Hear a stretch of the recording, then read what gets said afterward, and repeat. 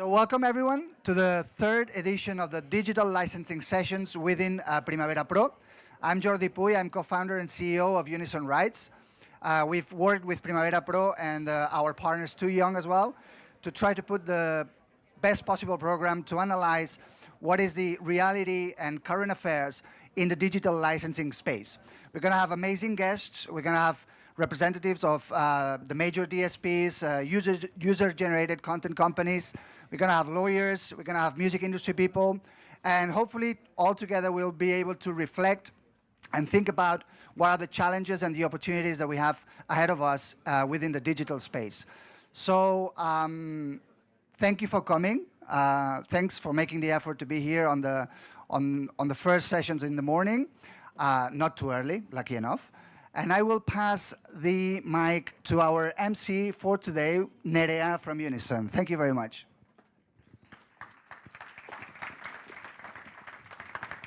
Thank you, Jordi. Well, I'm Nerea from Unison. I'm a client manager here, and I'm going to be your host today. So yeah, let's start with the first panel. What's new in streaming? I'm going to present our speakers for this first panel. So we have Magali Clapier, who's the lead for publishing operations at Spotify. She has more than 20 years of experience in the music industry. Yeah, can you hear me properly? Okay, yeah. Thank you. Then we have Camila Torre, who's the Senior Director of Digital Legal Affairs at Warner Chappell Music. And we also have Indre Boareto, who leads the global publishing team at Deezer. And she also has more than over 50 years of experience in the industry. And of course, we have David Serras from Unison, who's our Head of Licensing and International Manager. So thank you all for being here and welcome. And so in this first panel, we're going to talk about the evolving streaming landscape we'll focus on payment thresholds, adjustments, user-centric payment models, and many operational challenges that we are facing, artists and publishers. And the impact of these changes in the revenue distribution, fairness for artist compensation, streaming fraud, and we are also going to highlight the technological innovations to ensure transparent and equitable practices in the music streaming ecosystem. I'm going to pass you you already have the microphone, so the floor is yours. Thank you, amazing presentation. Thank you, Nerea, and thank you, Magali, Indra, and Camille for being here, and all of you. I was telling my CEO, Jordi, this morning I had this crazy dream at 6 a.m. in the morning. I just woke up and I was like, I was dreaming that I was late for this event, that you were all calling me, and then I had it was like 11:30, and I was still coming from the hotel, and I was trying to explain my CEO why we were late. But now I see that everyone has arrived in time, so yeah, welcome everybody. Starting with our panel, so I'd like you to introduce yourselves. Nerea did it brilliantly, but please introduce yourselves and a little bit of your background, and then we'll start with the sauce of the panel. So thank you. Should I use this? Oh yeah, thing, you can use that one. It works both. Well, super glad to be here. Thanks for inviting us. Hi, everyone. So I've been at Spotify for a little bit more than 5 years, on the publishing operations side of the business. So think of it as when you license with rights holders like Warner or anyone else, you agree on commercial terms, and then you make this work in practice. This is my world, making sure that we will pay accurately songwriters at the end of the chain, and then the licensors and publishers. And prior to that, I was working startups, government initiatives, a bunch. It's all on LinkedIn, so I don't think it's useful right now. Thank you, Magali. Camille. Sure. Hi, everyone. I'm Camille. I work for Warner Chappell Music, which is the publishing arm of Warner Music Group. As publishers, we represent kind of like the songs, the compositions, as opposed to the master recordings, and I'm sure we can touch on that in a bit later. But we have the pleasure of being the custodians of an incredible repertoire, including kind of like local international artists like Elif, who's going to be talking later with my friend Alex from BMAT, as well as kind of other international stars such as like Dua Lipa, David Bowie, Led Zeppelin, heavy name dropping to start off with, but it just gives you a sense of like the honor that we have of the people that we work for and the estates that we work for. In terms of my role, I'm Senior Director for Digital Legal Affairs. What does that mean? It means I'm a lawyer in our digital team, and our digital team is responsible for maintaining our relationships and our partnerships with digital service providers, such as Deezer and Spotify and others that I can expect that you can imagine. And my personal role is negotiating and agreeing the contracts in those deals, but I also do some stuff around the operational piece and on the commercial side as well. So it's a bit of everything. The only other thing I was going to flag is that I actually sit on various industry groups. So I have the pleasure of sitting on the Technical Online Working Group for Europe with David. And what that means is it's a group that comes to talk about operational issues for music publishers or rights holders in our industry, as well as sitting on the legal expert groups of the UK Music Publishers Association and the International Confederation of Music Publishers, the ICMP, as chair of their legal expert group.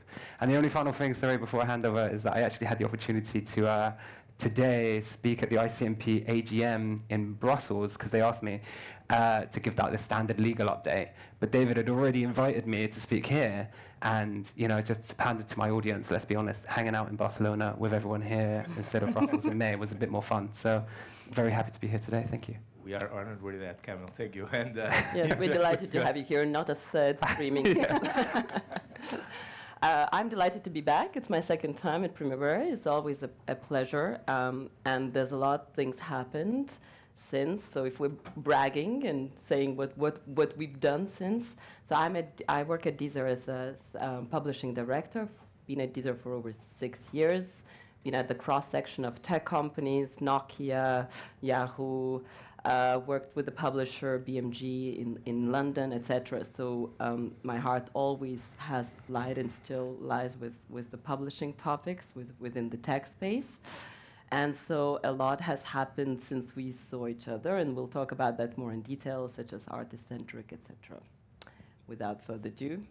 Thank you very much. Thank you guys for introducing yourself. So one thing that it happened last year or in the first edition of the digital licensing sessions is that we just jumped into publishing rights without giving the attendees a clue of what that is. We know that there are a lot of publishers here, also labels and managers, but sometimes when we are talking about publishing rights, also do-it-yourself artists. So it's kind of different than recording rights or master rights or neighboring rights, if you prefer. For the ones not familiar with the topics in Spanish would be derechos de autor y derechos vecinos o conectos.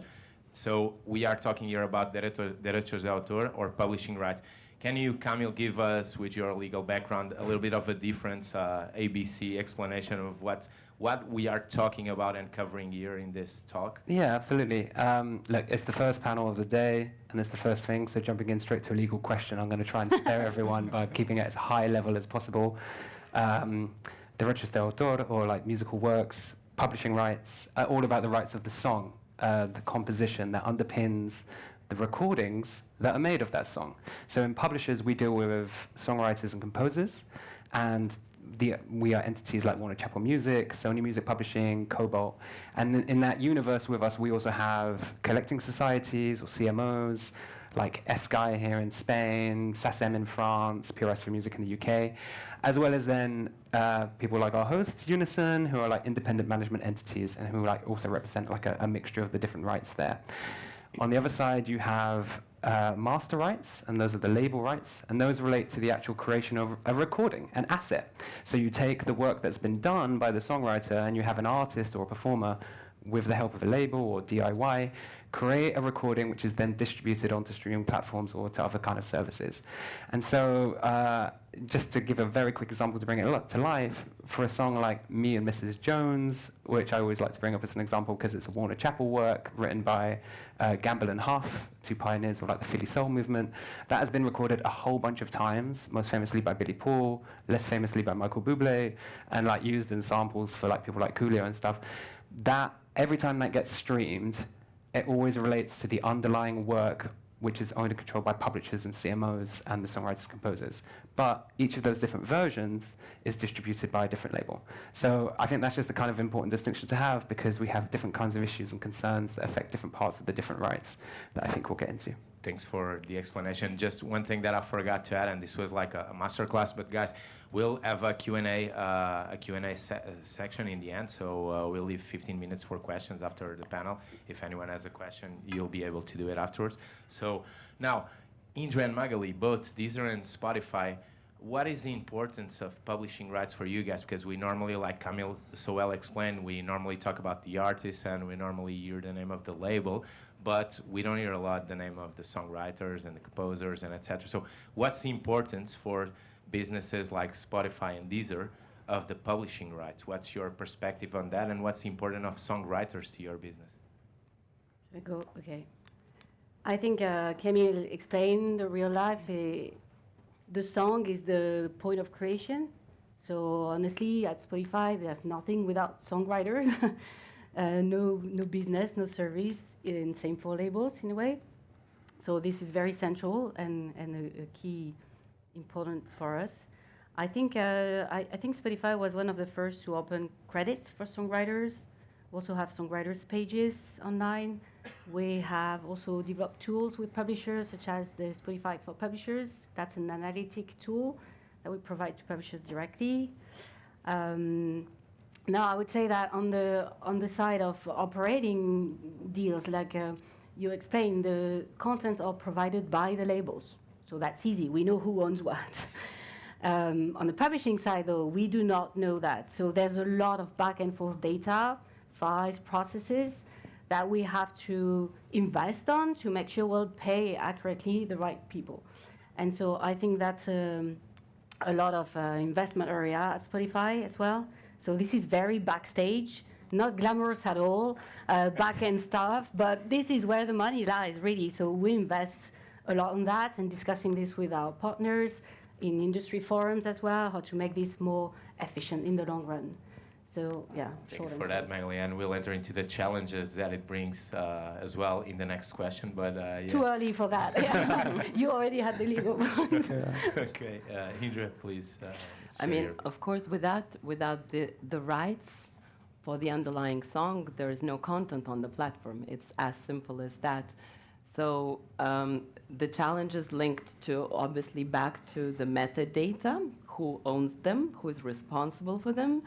Today, the responsibility is at times and at best unclear, and we have to look into this together as an industry, and I think that's why we're all probably here have to look into one direction to find solutions, including credits, because we as platforms at the forefront of our users, we are happy put out there the information or the essential elements on works, songs behind them, but who will give those to us? So everybody has a little role to play, or a big role to play, actually, in making sure that whether it's the creator from the beginning of the creation of the song, they're in charge of what they own, all the elements related to the song, whether down the chain, wherever they go, they register the work, whether it's with the rights holder or a collection society, it's done the right way. As simple things as the names themselves, the writers actually, to make sure that they write the right name across the chain. It seems obvious, but we see a lot of mismatch, and as soon as we're mismatching this information, not only the usage of the work and the royalties associated get lost, and there's not too much that we can do because it's essentially from the outset. So it's sort of, it's a common effort across the industry of everybody pitching in and doing the right effort at the right time, so to speak. Yeah, thank you for that, Indra. And you enter into one of the challenges, which is, thank you for that. Also, another challenge that you pointed out, guys, during our preparation for this talk was the issue of the fragmentation. But in the end, all those challenges will reflect on Camille's side on the earning of the publisher, right, and songwriters as well. But on Spotify and Deezer side, on knowing who they are paying, and if the money is also going to the correct pockets, and if they are favoring the industry. So what are like the main challenges from the DSP perspective and from a publisher, a major perspective when it comes to publishing rights and streaming? After you. I think you've opened the ground to talk about fragmentation. So what do we call fragmentation? This is a topic we often discuss. Yeah. Well, you're the lawyer, actually. Yeah. You should Well, do this. okay. I'm happy to jump in as the publisher I as can well. explain the issues, but So, I think Magali, to start off with the point that she raised before, when you create the master, you have one distributor or one kind of provider of that master. And it's very easy to trace the usages of that master, the plays, the streams, back to that one owner. However, those masters are created based on songs. And songs are the work of collaborations of maybe one person, but maybe a whole bunch of people. And increasingly in the industry, we're seeing songs with 10 writers, 15 writers, with like different producers coming in and adding different pieces, different things like that. And then all you have to think about is that if each of those different writers have different publishing agreements or different kinds of arrangements, which each might be different for different territories around the world, then to get a clear picture and understanding of all of that is, one, incredibly difficult, but two, also takes a lot of time.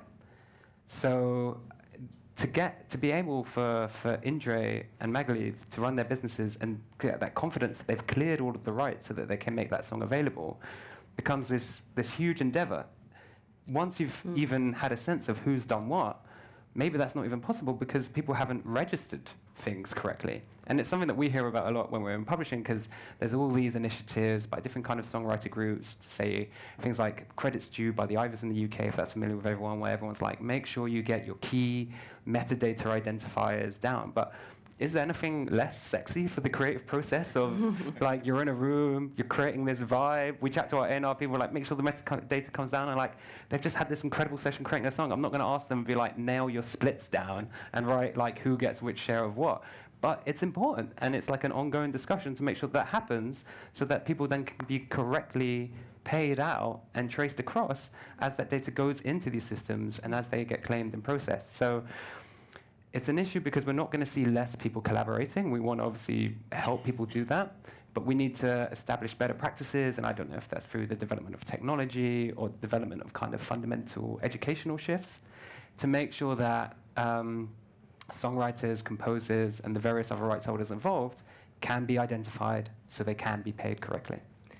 Can I? How many creators do we have in the room? Just if you. A couple, okay. No, because I was thinking if I was one in the context with what I know today, right? The first thing, okay, so as Camille was saying, so you're in the vibe. It's all about the creation. It's all about music. You're in the flow. Then if you're aware that that's the kind of creator you are and that's what you need, that space, find yourself, surround yourself with people that can do the not so sexy stuff for you well. Because in the end, and if you don't want to get paid, that's another thing. There's a whole bunch of creators that are going down that line, and it's fair enough. But if you do, this is an essential part. That's your property, and that property is like your house. Well, you know where things are stored. You know where to find X and Y and Z, right? So it's the same thing. It's like holding this together, and if it's not you, then find someone that can help you with that, a person that you trust, and start from there. Because for us, first of all, once it goes down the tunnel of the life of a song, to undo whatever has been done incorrectly or improperly is extremely. It's a web. It's a web of down of chains of royalties and rights flows and whatnots. And to undo that, it's extremely challenging. So for me, that's the first. If it starts the right way and goes down the right path, we're looking into the good direction, and it makes for everybody easier. And essentially, the creator in the end gets what they're due, and that's the key. I would add one layer. So the metadata is the starting point, and that's your asset. Indeed, that's super key. Now you add different layers of complexity. So the licensing, because a creator will probably have a publisher, then the publisher probably himself or themselves be working with a licensing hub or a body that, and we as DSPs, we're in touch with the licensing hubs, like the licensing partners, right? So not often the publishers directly, actually. So there's already a chain there. And then within those deals, then what we negotiate and what we acquire and what we pay for are a set of rights.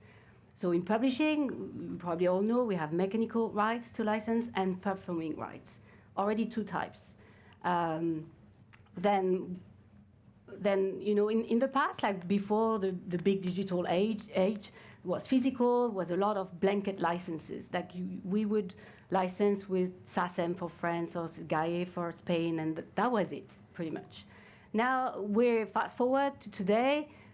The fragmentation I had in mind also was the fragmentation of rights specifically. Now we do license pan-territorial. Maybe that's getting technical, but you know, like Warner, we can have a license covering different territories for different types of rights, and each territory will have their own regulation.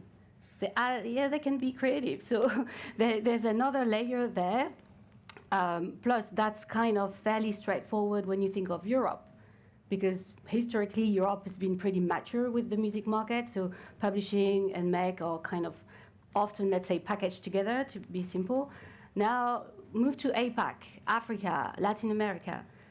This is there's no such historical reference points, I would say. So you could have licenses or a trend to actually fragment more. Some types of rights for some markets or for some type of use. I remember we were 2 years ago on the same panel, on a panel in Barcelona, actually. Yeah. So we're fans. Discussing this level of complexity, because you're the lawyer, so you can talk more about how you structure that. But on my end, when it comes to, okay, here's the deal, how can we make that work? Well, sometimes we can't, is the answer, the short answer. So that's why we constantly are in touch bilaterally with our partners, with the industry as a whole, because you could be creative, but there's an extent to which it will actually generate payments. And there's a reality check, and there's investment, so we can decide we go there or there. And again, taking into account the challenges with different regions, expectations. I think this is something we start seeing a lot more in publishing as those markets getting more mature. I think we've opened a lot of emerging markets like 2-3 years ago also, so that's kind of starting, whereas it's a lot more mature, I would say, in Europe. So. And if I may, there's another level of complexity, because so that's music streaming, fine, there's the markets.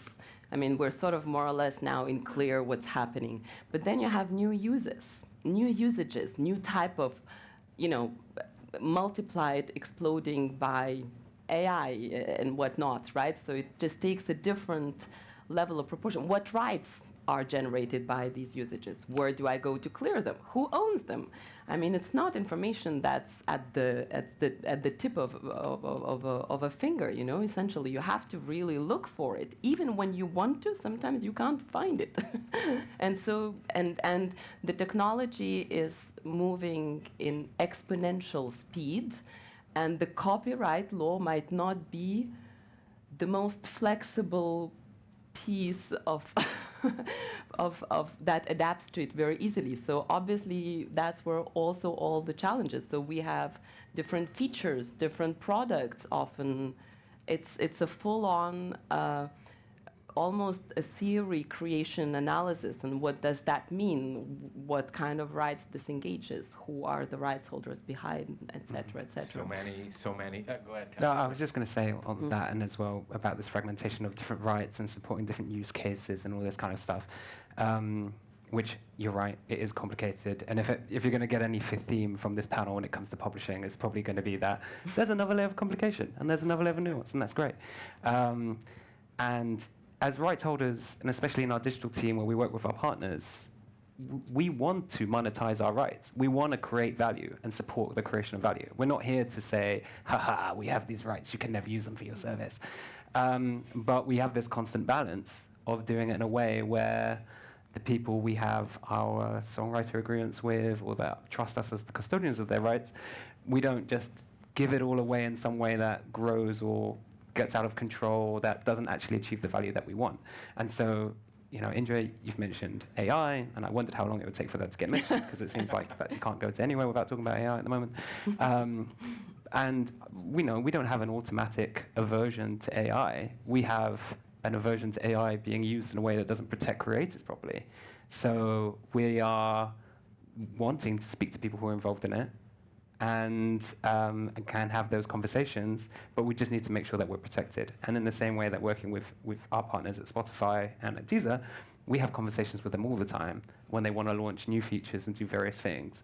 And we don't say, no, you can't. We say, how does this work? What rights do you need? What kind of protections? So, yeah. I confirm. Yeah, that is true. same. Yeah. Thanks, guys. No, thank you. Amazing. And yeah, we had to touch AI. We'll go there.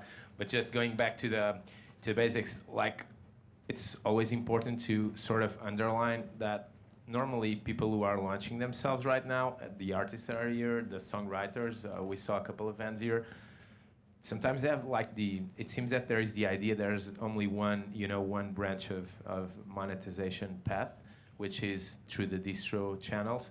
And as you are seeing here, although it's complex and although it has challenges, but there are royalties and money circulating. And like Camille said, it's super important that the publishers, they want to monetize, and the DSPs, they want to clear the rights so they are comfortable in offering the services to the customers. Also, another important topic, like you said, it's like the topic of the split sheets. We know that writers and producers, we have some producers here that are now also taking on writer share or on the songs. It's hard, and that's not what they want to do, but it's important that if they are doing that, they do a split sheet. How many good songs stayed, under the carpet because the splits were not agreed? It's like great products waiting for being released. But as I'm not a panelist, I'm just a moderator, so I'll shut up. And the topic that you mentioned, Indre, you touched the metadata topic along with Magali. So metadata, it's kind of the way forward. We saw from the UK government findings there are like 5 pillars of possible ways forward, and I know that you are very fond of this topic, Camille. So is metadata the way forward to solve the complexities, or at least to put to drive the royalties, more fairness in the royalties and the royalties themselves to the pocket of songwriters and publishers, and also to make the life easier to DSPs such as Spotify and Deezer? Sure. So I'll jump in first because you just touched on some of the UK stuff. And again, just at a very high level, we had a part of our government, which is the Department for Culture, Media and Sport, create a subcommittee that looked into the economics of music streaming. And it started to try and create some areas to review and create some industry working groups to work through issues that it had identified. And those issues, one were transparency, so that people who are creating music could have transparency about how their works on streaming platforms were being used and what deductions were being made at various points and how that whole chain worked. You had creator remuneration, whether there should be standard contracts in standard terms in agreements that allow for things like renegotiation of terms or for rights to be returned. And then you also had something around metadata, because there was a big acknowledgement that metadata had significant issues to it. Afterwards, they also tried to get on the act of AI and said, we're going to add a 4th one for AI. And to go at those 4 together, the AI one and the creator remuneration one have gone nowhere. AI was basically so flammable that immediately after about 2 meetings of everyone getting on their soapbox and shouting at each other, I think they've just stopped those meetings going on anymore. So let's see how that works out. That's great. For creator remuneration, this is a very complicated topic, and it goes into various other things, and people can ask me about that separately if you want to catch up later, but it's also, at the moment, going nowhere. There was some stuff... With an exception. Okay, yeah. In terms of the UK industry working group around it, I'm not saying there isn't anything going nowhere about people having discussions about creator remuneration, just in this very specific. But just for the room to understand, when you are talking about creator remuneration, we are talking about the pie that splits between labels, artists, publishers, and creators, No, or it's a good question. It was more around should there be certain like standard rights that all creators in the territory have. Like after 20 years, no matter what you've done with your rights, you have the right to claw those rights back and own them, which, you know, by itself has arguments for and against it. But I think if you're Sony Music Publishing and you've spent $600 million on buying Bruce Springsteen's rights, you might have a bit of an issue if Bruce Springsteen can turn around in 20 years and be like, oh, and I'll just have all of those back now. So it depends on what the deals that people have done in the commercial market. And that's an example of some of the complications there.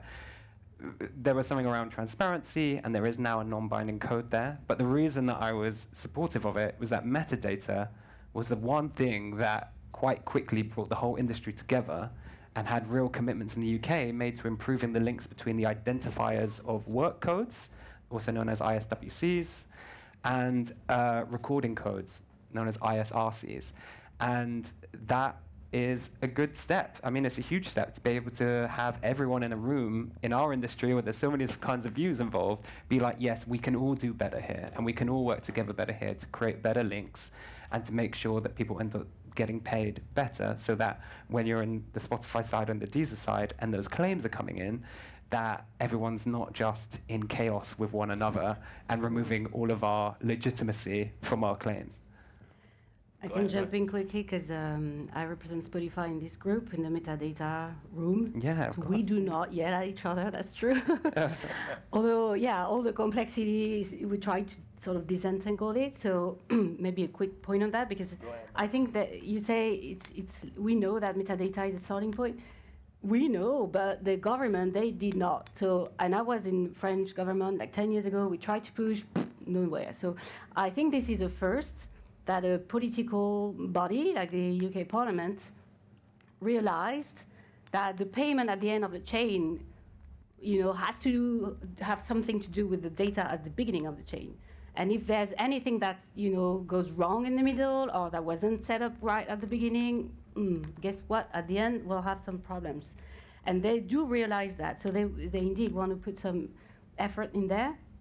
So we have signed with the trade bodies an agreement about a year ago that is public, so you can find or I can help you with.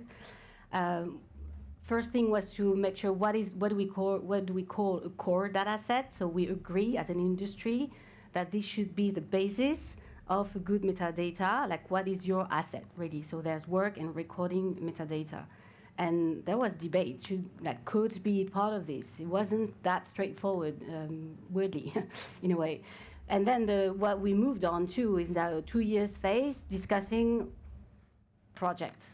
And I think that's why I've hopes with this group, because we, in that same room, like we keep talking about that for decades, and you talk, but you know, nothing changes because it's too big. So I think we wanted to be a bit pragmatic, make sure we can actually make some improvements or share more transparently, which was one of my points also, like, let's see where we are now, because we're not, you know, we kind of have 0 ISWCs delivered in the first place, which could be shocking at some point. No, why, you know, so why doesn't that work and what can we improve? Let's test it, test proof, and then we'll see. So that's a work in progress, but pretty encouraging, I agree. What is interesting is I feel, so we've been on these topics for a while, as we said, in industry. There was a lot of moments a while back now, a couple of years or so, where everybody's like, this is the proprietary data, the identifiers of the songs of their creators belongs to us. This is fantastic, no one is contesting that. But if you keep it to yourself, we will never be able to correct, to check, to see if it works, what matches to continue identify down the chain of the line. And I feel strongly that at the moment there's a real momentum of the door slightly opening up, and that everybody in the industry is like, okay, let's peek, let's open up and see what happens. And what's happening now is that we can compare, because data, you'd be surprised, the amount of data, it's different at every DSP, at every platform, at potentially every CMO. And it has to add up at some point because there's one song. So what's happening is we now can work together to compare. It's like, oh, well, that doesn't add up. Why? How do we correct this, right? And so every song by song, catalog by catalog, we're getting there. We see now the sort of the glimpse of a life at the end of the tunnel because now we're sharing this. So hence the transparency importance of all of that, right? So it's this I find personally really encouraging because I can see, again, for all of us coming together on this point. It's like Camille said, it's not like a sexy topic, metadata, although Irene last year and in the first edition they covered it so well with BMAT as well, our partners. But I think that we'll also talk a lot about metadata today in today's panel about UGC during the afternoon here in this room. But it's kind of metadata. It's the future. It's the way forward. It's the way that we understand that people will sit down together, like all the stakeholders in the industry. One thing regarding like royalties and monetization, and going to like direct to what topics that we have on the table right now, and people were probably expecting to hear it, although it's not publishing side, but everybody commented on the artist-centric model of Deezer, also on the cleanup that Deezer did on the repertoire that was there, also on the Spotify initiative on not paying until the threshold of 1,000 plays, but for master rights, like remember the difference of what Camille explained, copyright versus master rights. So can you delve a little bit on those topics, Indra and Magali? Whoever wants to touch the oven first. So I can start with maybe explaining very quickly just a couple of key elements of what is an artist payment system. Some of you that might have heard of user-centric payment system, where it's all started. Deezer was pioneering on that since 2017 or so now. In a nutshell, user-centric payment system is whereby if a user pays $10.99, let's say, and if you listen to one artist, most of that money will go to that one artist that the user has listened to, in a nutshell, in a simplified way. Now, with artist-centric payment system, we have 4 pillars. So first of all, we differentiate music versus other type of content, so noise specifically, and we have removed all of the noise from our platform. So, vacuum cleaners, washing machines, noise and all that. That is not good for us that have like small children. We used to you put that noise for them to get asleep. We can talk about that. I have a couple of tips for you and we'll work. But yeah, so then we have the second pillar, which is the artist boost. So we give a double boost to streams, which for artists that have at least 500 monthly followers and over 1,000 streams. So this is really to enhance and incentivize the relationship between our users and the artists that they value and their music that they listen to. We have a double boost on the so-called active streams, so whereby all the users that actively look for the music that they love and their relationship with that particular artist and those tracks is also rewarded. And the core of that is a variation of the user-centric payment element, which is that we cap the stream at 1,000. So for the counting towards the pool. And all of that, so that particular element is also battling fraud because it prevents fraudulent behaviors that are not anymore incentivized by the economics behind it. And so all of this is sort of with an overarching and really strong fraud detection and fighting system that we have in place. An extremely important topic that we have not surprisingly touched, but we have seen fraud growing exponentially, becoming more complex, but we also have become much better at detecting it.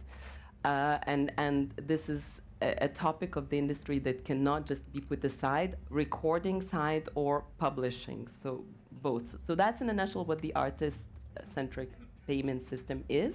It has been launched now with only on the label recording side since October last year. We have 6 months of data or a bit more now. And we're exploring in applying this for publishing. We're exchanging data with SASM and working on this, how this could look like in hopefully the near future. Yeah, on that topic, I think what's critical for us is Spotify has been designed to support emerging and professional artists and to support them living off their work. So starting from that, you want to try to be as efficient, I think, as possible. I think just the numbers, but on the platform we have more than 100 million tracks today active. I remember like 10 years ago we were bragging about 20, so this is really exponential.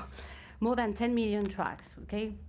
Tens of millions of those do not generate more than 1,000 streams over the course of 12 years. We've done a bunch of analysis, obviously, on that. And so, and overall, what those tracks generate, like averaged, is 3 cents per month. And the reality, so that's like the royalties calculation and all this. Financial, yeah. It's financials, right? Now, you move to real world. You have a distributor that then need to distribute that money. And they will not activate the whole payment system for 3 cents a month. They usually have thresholds in place.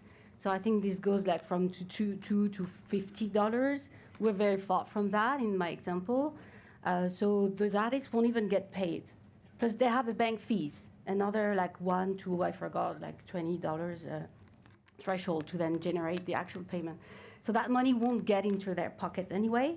But aggregated, I think the number is public, but it's close to $40 billion a year. And so what we were trying to do with our new policy indeed is we will not pay the tracks that generated less than 1,000 streams for 12 months, for the past 12 months. We will hold that money and redistribute, because that's kind of how this works with the rev share model. On top of that, and going the same direction, removing noise also. So it's not removing the noise tracks, just to be clear. You can still use that for your kid. No problem. You can sleep at night. The issue was to try to not incentivize actors sort of gaming the system. Because the difference with those tracks, I think we call them functional tracks internally, because the practice is to put them on for like a night or year, or not years, hours in a row, you know. And we realized that some practice was to actually cut those tracks into 30 seconds, which means if you have like an overall track of 2 minutes noise, you cut that into 4, that's 4 streams. It should be just 1. There's no reason why, you know. So that's a part of like gaming the system that we wanted to tackle. So now the policy is that we will not pay for tracks that are under 2 minutes when it's noise. That's the only difference. We treat them the same as any other track otherwise. What else? You've mentioned, yeah, the fraud is also something we're really looking a lot into. You want to add something? No, go ahead. Yeah, I just want to add regarding the fraud as well. I think that both DSPs and also publishers are working on that front as well, which is a critical topic, because a lot of the people here are probably being affected by that on their royalties. So after we finish, Magali, but I would like to know also from the publisher's perspective what they are doing regarding this fraud, stream farming, and other situations like the ones you both described. Yeah, I think it really is an industry-wide problem. So none of us benefit from fraud, to be clear. So we're really going the same direction here. We have teams like the problem with fraud is we can't explain how we combat fraud, because obviously that will then, you know, it's always like the catch me if you can game. So there's not much I can really explain technically.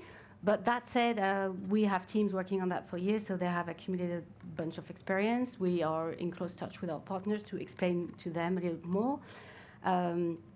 We've also, so what we do when we actually detect artificial streaming, stream manipulations, and all of that, that's kind of, let's call that fraud in general. We can withhold the royalties. That's an important one. You kind of start identifying bad behavior. So the worst case scenario is you could even get your music feed removed at all from Spotify, because it's just not the way we want people to behave on the platform. There's all like infringement policies that are public also. So, and there's, I think, a component that is pretty critical too. It's educating everyone, because I think we see that as far away, like the dark, side of the industry, whereas it could be very easy to get caught in that. I give an example. Was discussing with a music team, so there's a music team as Privat, so it's fascinating me, but more in touch with like artists and labels. And there are services that you might have seen, I don't know, creators in the room, but that will go and offer you a guarantee to have your track placed on a playlist at Spotify. This violates our terms and conditions, just to be clear. And they will offer you that against money. This is definitely like behaviors that I want to be clear, we don't want to support. This is a scam. So you risk like not payments, but you also risk your feed to be overall removed in the end. So it really doesn't serve all our purposes to make this like industry and platform clean. And so too lasting, but we've also invested in the past years, like joining, I don't know if you guys heard about the Music Fight Fraud Alliance. No? Yeah, you did. I see some people nodding. Some in So that's an industry alliance to try and combat fraud altogether, to avoid, let's say, the whack-a-mole, game. So here is popping on Spotify, boom. Here is going to be popping on Deezer, boom. So trying to kind of build a common understanding and database of some sort to try and identify fraud. And we've also started charging labels and distributors when there's flagrant artificial streaming re-happening. Like flagrant is obviously a strong, term here. But so it's not just not getting payment, it's also, it could come at cost. There could be sanctions too. Yeah. Adding this publisher perspective, it feels funny to say, but the nice thing about fraud is that we can all agree it's bad. So we kind of all work together across the industry to tackle it in various types of ways of identification. David knows this is a topic close to both of our hearts. On the very fun sounding technical group I talked about earlier, we actually both sit on a subcommittee, which is about kind of like identifying different types of fraud or other malfeasance on streaming. Inaccuracies. Inaccuracies. There's a lot of politics about how can we describe it without getting people upset. And we want to obviously have a sense as rights holders of what we think best practice is, because we know that two very established partners of ours do a lot to tackle fraud, but do all of our partners tackle fraud with the same gusto as Spotify and Deezer? And maybe not. And so we want to obviously we have a way that when we're having those licensing conversations or those discussions, it's a topic that comes up and we want to understand what they're doing. We want to support best practices and all of those kind of things. And it's interesting hearing about all those different types of fraud, because some of it is incredibly sophisticated. Some of it, once you get under the kind of issue of metadata, is actually very simple, which is just you attach your metadata number to some other recording that has nothing to do with you, and then just wait for various streams to come in. So yeah, it's obviously something that we're thinking about a lot and trying to target. It's going to be very interesting to see how this works with movements around payment models, which will have direct usages and applications of fraud. If you have something like a user-centric model, which just sends every user's royalties to the people they're actually listening to, it's going to be very obvious very quickly who is a fraudulent account or who is a stream farm. So, there's different kinds of ways that we're thinking about things in the ever-shifting sands of our licensing agreements, but absolutely we're always trying to think about best practices so that when we're sitting down with our partners, it's just a refresh of like, fraud, we hate it, what are you doing at the moment? Yeah, it's incredible to see what the industry is doing, and on this front, I think that we talked about this, Camille, at Tauji, but I think that you probably touched that, Magali and Indra. It's the thing that you have in the metadata field, where you got like the labels, the publishers, everyone together. We are there are several initiatives being led by different parties and different stakeholders regarding this, and are reaching a point down the road that it's like, okay, tell me what you're doing so we can get along. And we are doing things from the CMOs and societies and publishers point of view. The DSPs are doing things, the distributors are doing things. So everyone is doing something, but there's this point where we all need to sit together, and we are now sitting down together here and in other forums to discuss how to prevent those frauds and the royalties to flow back to the correct right holders. And we have, like, I think 7-8 minutes left before I open the Q&As to the attendees.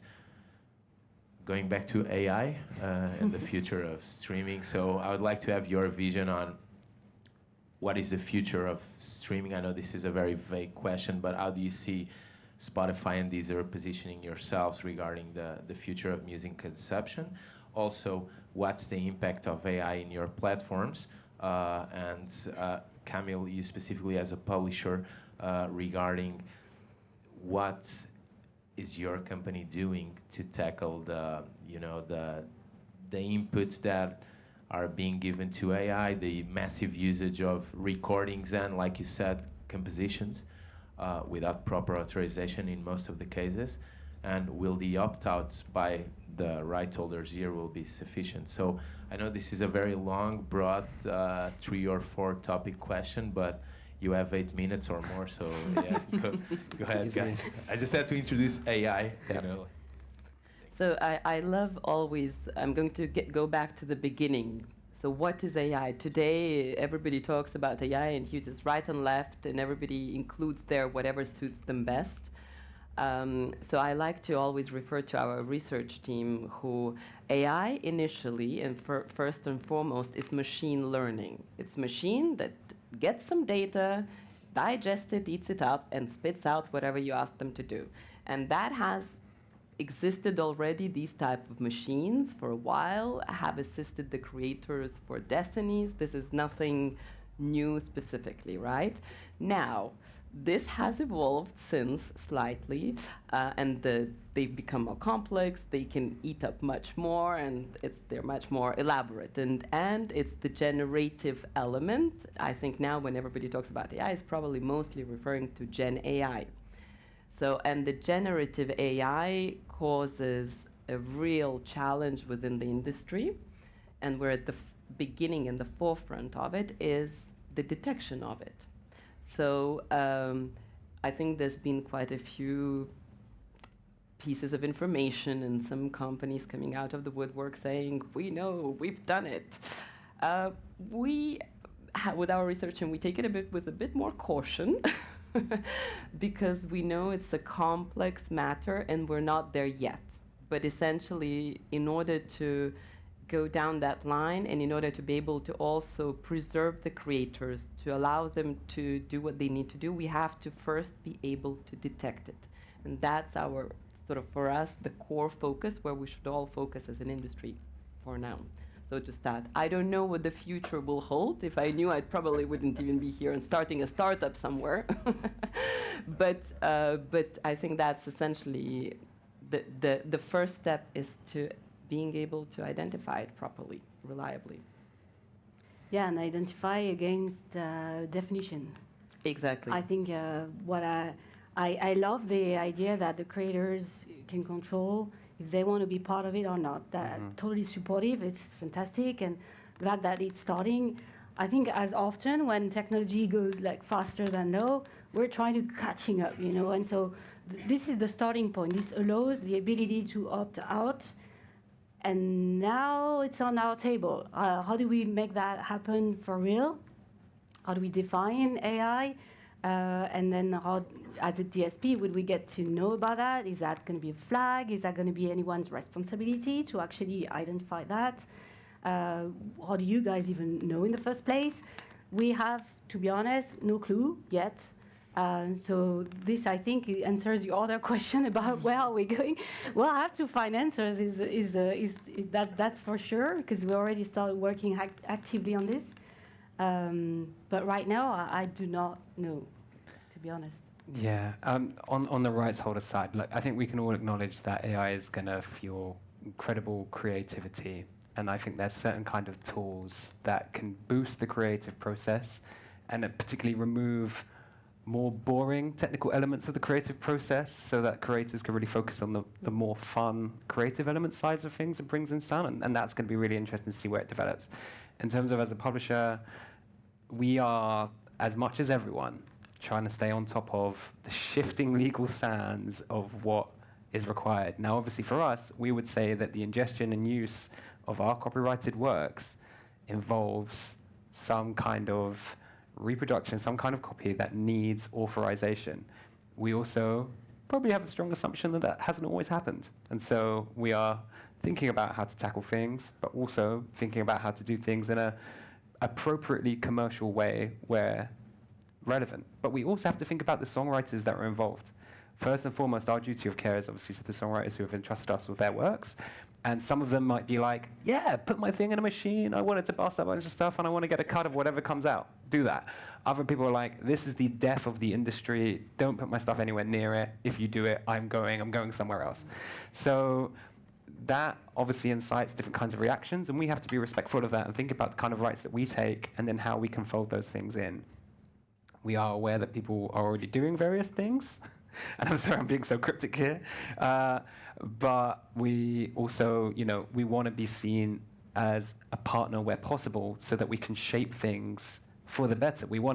I think the industry might have learned some lessons, hopefully, from streaming back in the day when that first came around and resisting it for so long, and from having to catch up a little bit as things were finally getting launched and as Spotify was coming through and other streaming services were coming through.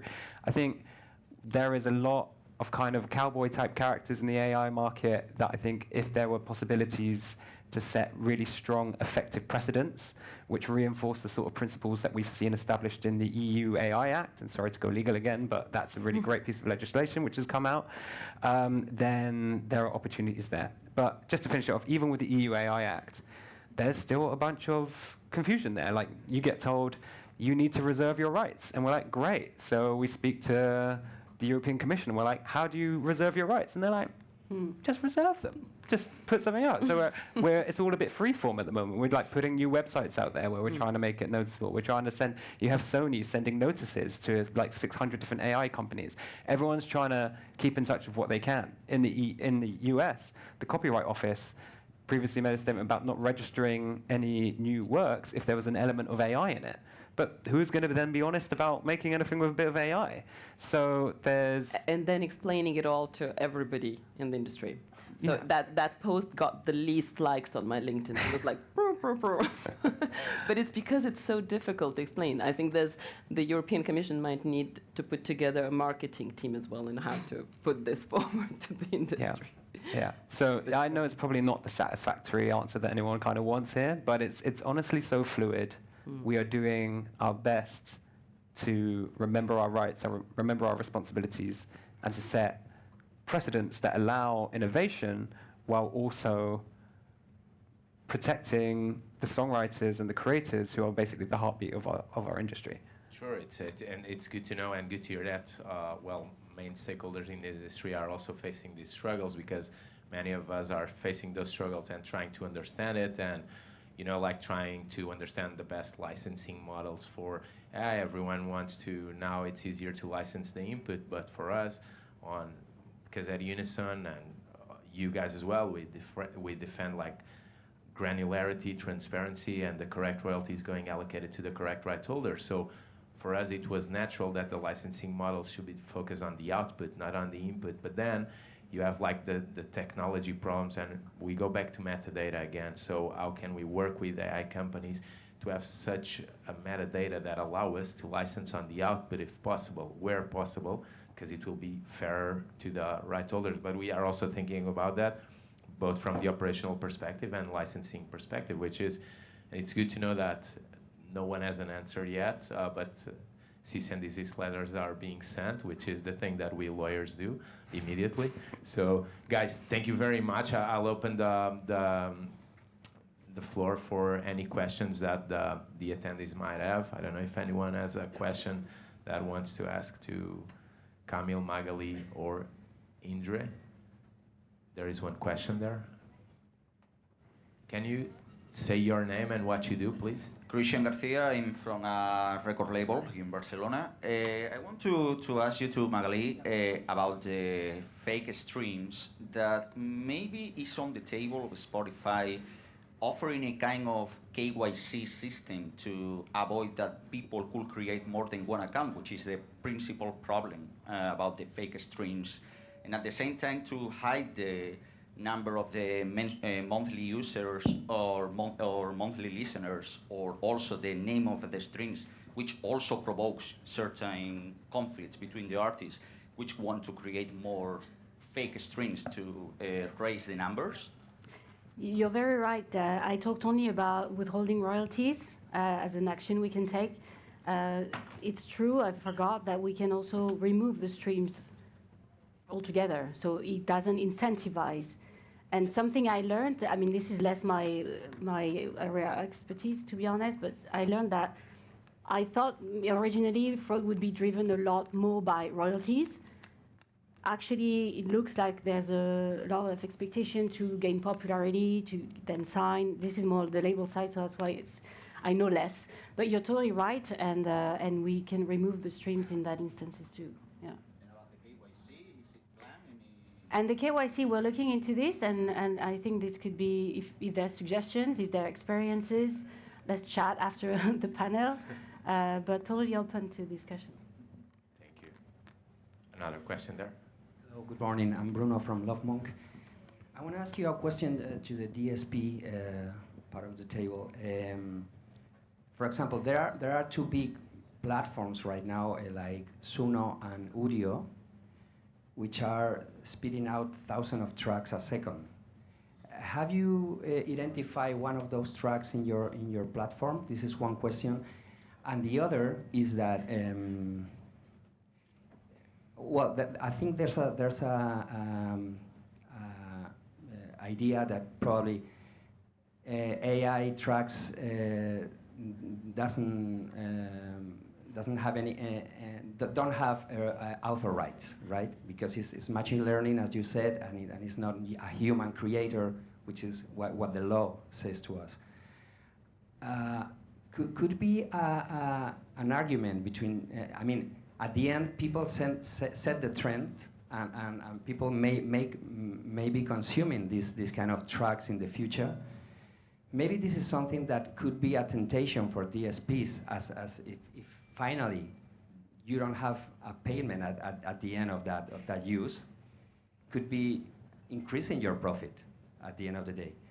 And this is obviously is bad for publishers and author rights that obviously are becoming diminish the pipe of the rights. So how do you see these two aspects? I mean, one is if you have detected any of those tracks of Udio and Suno in your platforms, because it's a lot of music coming out of that platforms. And the other is, how do you feel about the possible trend of people consuming a lot of AI music that doesn't have any rights? Thank you, Bruno. I don't know who wants to get that. I mean, I think I cannot. So this is obviously a distributor ingestion type of question, more on the label and sound recording side, which is not my area of expertise here specifically. So I wouldn't be able to tell you exactly from these platforms whether they come. What I can say is that we do have a content provider policy being followed through and applied, and we do follow the behaviors of different ingestors and distributors, and we follow the quality of the content, what kind of content they're known for. So at this point in time, as we were saying, the AI, like proper AI created content is not identified automatically. There's not a red flag that comes up, right? Having said that, there is lines or elements that when you put them together, you can link the pieces and say, so comes from that. Now, on top of the potential fraudulent behavior also to be seen, what that means, is it the proper usage, is it not, is it another red flag? So I think at this point in time in the industry, that's where we are from our perspective, essentially. Yeah, I agree. Like, maybe this is AI, but what do we do with that? Yeah. Right now, this is still being worked, so it's a bit new. I think you're right, like it could be just another distributor, as far as we know, if there's no specific rules or policies, so we're building that. I think this is feeding the understanding of the different practices that Camille also mentioned as part of it. Now, on the second question, I think if we were to want to remove all the rights holder from our world, would be nothing. I don't think we have any interest in shooting ourselves in the foot. We want to continue working with the industry. We want to continue honor our deals. We are partnering on defining AIs and way to operate opt-out. This is the direction we're going towards. We're not going to become a music library next day. You know, I was just talking about the goal is for us to enable emerging and professional artists. We're true to that goal. And now it's how we'll tackle AI. Again, this is not just a Spotify or Deezer. This is an industry big question mark for now. And if I maybe add to that, we're going to the core question of what is a song that a user or a consumer or listener loves. We're going back to quality content, right? So I cannot comment on those tracks that are spit out by those platforms specifically, but today, as Magali earlier pointed out, we have at least 100,000 tracks ingested a day. At Deezer, we have taken upon this really seriously, but there comes a point that there's 80% of those that come in that are not listened to. 80. 80% of available catalog is not listened to.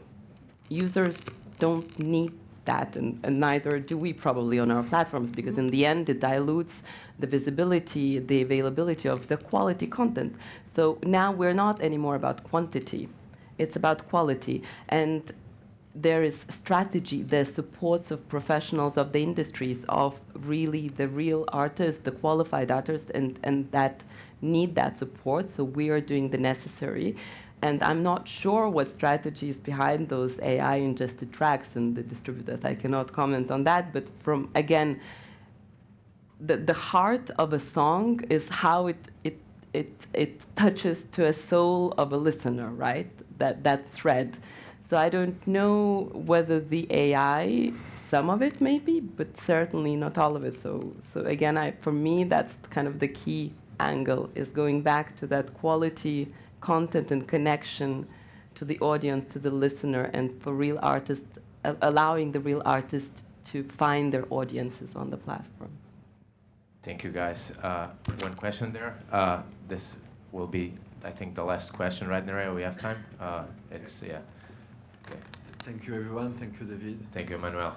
I have a Can you question. identify yourself? Yes, Yeah. Emmanuel from Portugal, the Portuguese publishing company. Thank you. I have a question about human behavior and psychology. So about the authors and the artists, that for me, in my case, most of the time are the same person.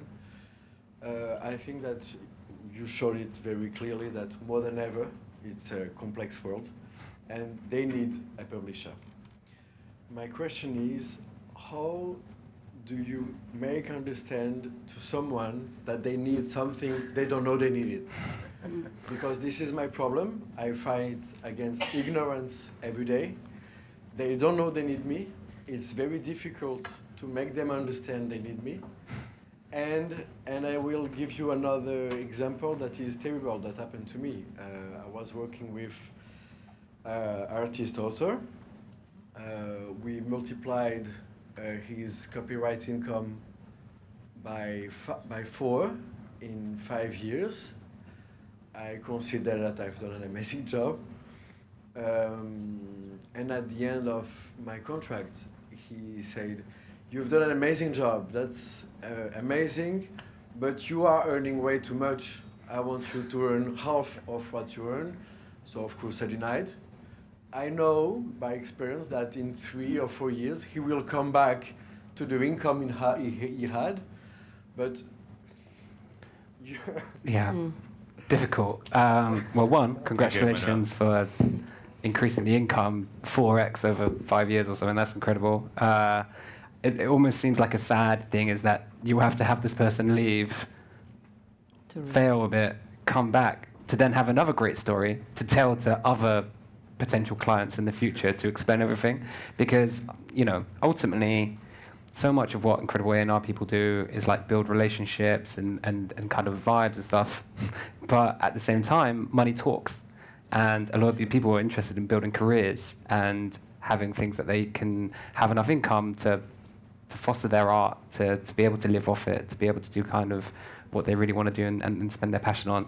So it's the $1 million question, unfortunately. And if there was a particular answer, yeah, exactly. Yeah, exactly. We'll get ChatGPT on. But yeah, if there was a particular answer, that one person would be the biggest publisher in the world. So I don't know if John Platt knows at Sony, but I don't know. Yeah, exactly. A tiny angle of this, but in the UK IPO group about metadata we mentioned, there's also an expert group working on educating artists. So it won't be magical.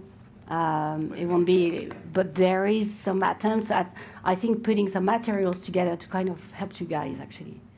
So and also showing what you do, because when I think to anyone, even they don't understand all of what. Fully what we're talking about. It's just the tip of the iceberg. What everybody understands, it's complex, and it's worldwide, and it's broad. And I think once you put that out to people in front of you, like, oh, okay, I get it. That's worth something. That's worth my money. And again, yes, by maybe in the end by painful mistakes. Yeah, just to wrap up, I was just going to say that exactly. Unfortunately, the money talks, and that what publishers do is massively increase the incomes, like it sounded like you did, and unfortunately, it didn't talk loud enough, and for this particular person. But exactly, opening up those opportunities, sync opportunities, various other kind of forms of like your connections for better registrations, for digital revenues. There's a whole suite of things that the modern publisher has to do well to be a great publisher, and hopefully, if you just keep doing those, people will listen. Well, I really enjoy this. It's such versatile panel that we talk about AI, metadata, licensing, even advices for the publishing industry. So it's so good. So, Emmanuel, sorry, I have, otherwise they will kill me. So a big round of applause for Magali, Indre, and Camille, please. You guys just rocked. I'll pass the mic to Nerea. Just one very yes or no answer. Yes or no, not maybe or yes or no. In 3 years' time, we'll be sitting down here talking still about AI. Magali. Oh yeah, for sure. Yes, for sure. Okay. Thank you guys. Thank you very much. Thank you.